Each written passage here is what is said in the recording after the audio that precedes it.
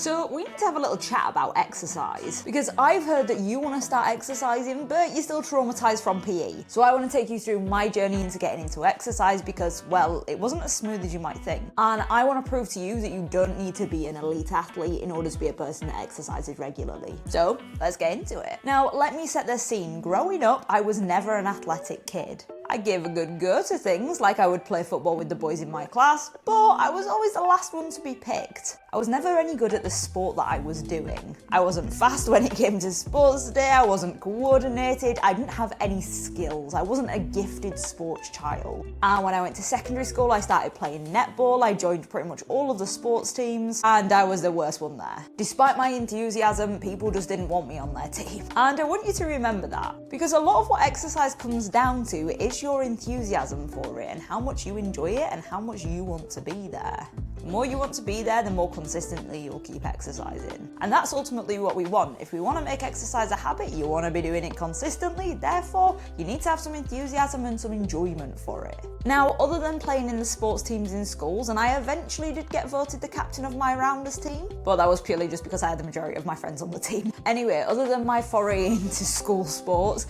I never really participated in exercise properly until I went to uni. And my whole goal of starting netball at uni was to make friends. I wanted it as an easy excuse to meet people outside of the people that I lived with and the people on my course. So off I went to netball and I started playing. And I did just that. I'm still friends with some of the girls that I played netball with all those years ago, and it was well worth it. And I think that's one thing that you've got to really ask yourself is, like, if you can exercise and create a community within that, that's something that's really positive and something that helped me stick to it for, well, the time that I was there. So I think we can take that as tip number one, is if you can create a community or at least find somewhere to make it enjoyable with other people, it's well worth doing. Now, when I was also at uni, I used to have this lecture that finished at 5 o'clock. And do you know what? A lecture finishing at 5 o'clock was a bloody nightmare because it meant you got stuck in the tea time traffic on the way home. But the gap between Lancaster University and the town centre wasn't that long, and it only ever took you maximum 20 minutes to get on the bus back to the centre. So when this lecture finished, I used to race one of the boys that was in my class. Now, he was a super fast runner.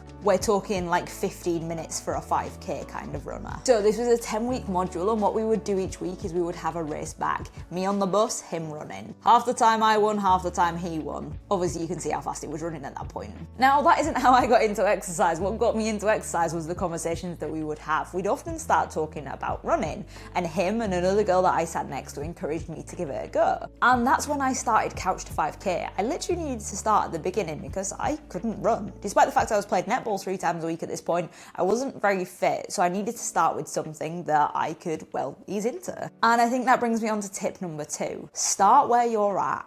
A lot of the time we see people who've been exercising for years and we try to exercise at their level. And I don't think that's necessary. I think we need to meet ourselves where we're at and work with what we can do. And the beauty of a program like Couch to 5k is that you go as fast as you can within that time. And it doesn't matter if you actually hit the 5k or not by the end of the 9 weeks, but if you can get to the point where you're running continuously for 30 minutes, what a huge win that is. Now, after I'd completed Couch to 5k, I had, well, been bitten by the bug for running. So I wanted to keep exercising, which brings me on to, I guess, tip number 3. If you find something that you enjoy and you actually want to stick to it, well, keep going. The big issue for me is that there was no structured plan to follow after that 5k mark. And that led me off a little bit, and I got a little bit confused about what to do next. So I just started running longer and longer distances. But that's not very useful if all you end up doing is just running 12k 3 times a week. So my next tip is to start to understand exercise and the structure that belongs with that. Not every workout wants to be the same, but having some structure to follow actually makes it a lot better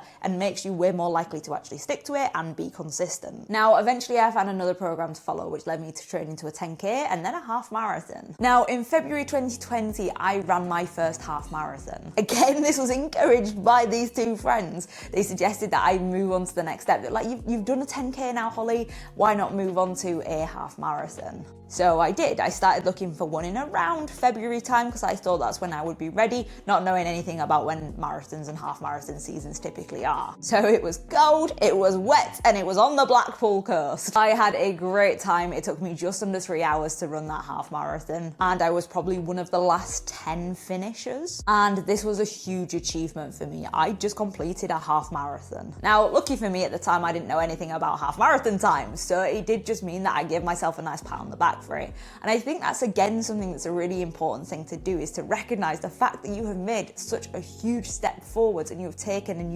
taken on a challenge and achieved something. We can often get caught up in times and what's a good time, but really what we need to do is celebrate the fact that you're doing it in the first place. And again, this just comes back to the tip, it's you versus you. If we're talking about you who couldn't run at all versus you who just ran a half marathon, bloody fantastic. And over the years, what I have done is improved my times, and I've pushed myself even more and got faster, and I've improved, but it's still the game of it's me versus me. Now, this journey is never going to be linear. You'll have times where you feel absolutely fantastic, and you'll have times where you feel more self-conscious about exercising. I did a sprint triathlon at the weekend, and I still felt conscious about exercising. I thought that people would be looking at me thinking she's out of breath. I did it 25 minutes and 26 seconds faster than I'd done it the first time, and I was still probably one of the slower participants. But what an amazing achievement it is to have done a sprint triathlon. I'm over 6 years into my health journey, and I still feel like this every now and again, but yeah, I'm exercising regularly. And the way that I like to think about it, and I think that this is really my final tip, is just to remember what a privilege it is to be able to exercise. What a privilege it is to have a body that you can move and be able to move it in the ways that you can move it. What a privilege it is to be able to consider even exercising. So ultimately, if you can make exercise something that you enjoy, you don't have to be good at it to actually do it. And if you want to be consistent at it, make sure that it's always you versus you, and take it from there. And if you enjoyed this video and want to keep hanging out, then you should check out this video next.